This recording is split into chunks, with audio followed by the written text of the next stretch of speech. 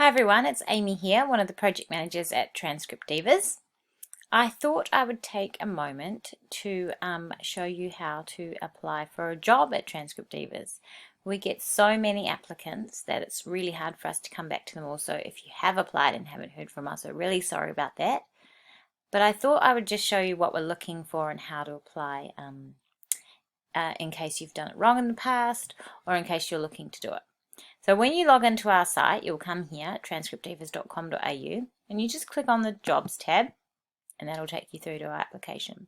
And it explains a few things about us. Now, being a transcriptionist is a great flexible job to work from, and you can work from home. So it's quite appealing to a lot of people, but it's not for the faint-hearted. You do really need to have had experience. You need to build up your experience if you're just starting out, because it can be really tough. We get a lot of big orders through, time-consuming orders. Some of the audio is not so great. You really do have to know what you're doing to be able to stay on top of it. And if you haven't got that experience, sometimes it can be really hard for you. But if you have got the experience and you think you can make it work, then by all means drop us a line. We pay really well, we think, in Australia. We pay the minimum wage or the working wage, and we try to make sure our divas are looked after. That's what we call the people on our team. They're our divas, and they're based all around Australia, but you do have to be based in Australia. Our clients expect their work to stay in the country, so we make that promise to them. So you guys do need to be working from Australia if you want to apply with us. You can see there's some minimum rates and some maximum rates based on the jobs that we get through from our clients. As I said, we do get a lot of applicants, so if you don't hear back from us, it just means you haven't made the cut this time, but that doesn't mean that you can't keep upskilling and drop us another line in the future. So I'll just run through the job application. We do have a really high guarantee to our clients. So we have to offer our clients a 200% guarantee, which means that if the job's not right or up to the standard that we've set, which is 99% accuracy, which is what the courts require in Australia, that we then have to refund them their money, redo the job, and offer them a credit for their next job. So as you can imagine, if we have to do that, we're not overly happy about it. So all of our applicants do go through a really thorough auditing process, which I can talk about at the end with you, and then you're systematically audited throughout your time with us as well, so that you're receiving that constant feedback. So it starts out really simply. Just pop your name in there and your phone number and your email address. It's important that you attach a CV so that we can see that what you're saying is backed up by your work history in your CV. Sometimes that's not the case, and what people have said doesn't match up with their CV, so we do look thoroughly at your CV. Like I said, you must be in Australia to complete the work, so it's important that you pop in where you're located. If English is your first language, or if you've got another language, sometimes we are looking for translators, so people who can translate into another language. So it's always good to know if you've got another language there, which is great. It'd be great for you to have some references who can verify your experience. So pop those in there. We don't ask you for them immediately, but we want to know that we can ask you if we're going to follow through with your application. Now we're looking for how many hours of audio you've transcribed over your career. Obviously, like I said, the more the better. The more experience you've got, the better. But again, we have had people kind of make it up in the past, and once we put you through our auditing process, then that does become apparent. So there's probably not much point in kind of making it up. If you've got the experience, put it in there. If you haven't, go away and build that up by doing some training courses, doing some other little freelance jobs and some volunteer jobs, and build it up that way, and then come back to us.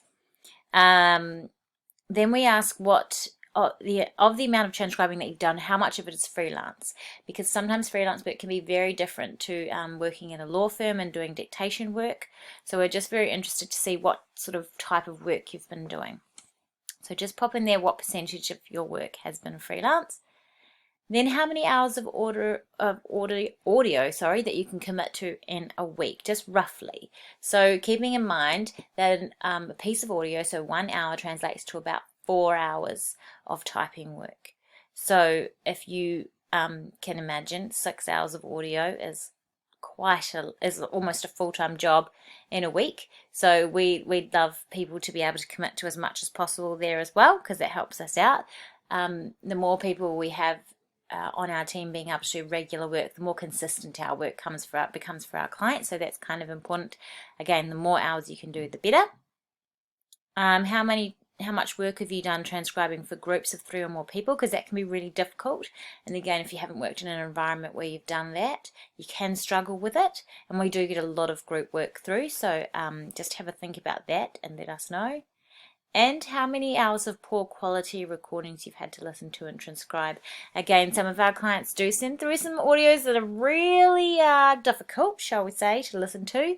So it's important that you've had experience in that and that you're used to kind of listening through some of that stuff, because some of it's really bad and we'll send it back, but others, we do have to give it a go and try and listen for them and try to get through it as best as we can. The final question is, what's something that you're really proud of and what's been really significant in your career? And so have a think about that, because we have a read of that and that's really important to us as well, and it kind of gives us an idea about who you are and what you've done and what your history shows. So pop something kind of cool in there if you can think of anything, and then you can click submit. Then that comes through to us and we get a big long spreadsheet with all of your answers, and we go through and pick the people that match our criteria. So again, the more experience you've had, the more hours you can give us, the more group work you've done, the more listening to poor quality recordings you've done, the better. So we kind of separate everybody out based on those criteria. So everything here, basically, the more experience you've got of everything here, the higher up on our application list you'll be. If you do get through that initial round, we will drop you an email and invite you to go through our application process, which involves a typing test to confirm that you are as fast and accurate as you say you are. It also involves another listening to an audio and typing it up, which we audit as well. And again, that just confirms to us if what you're saying is true. And then you will be invited to sign up with our team and complete a confidentiality agreement and a contract with us.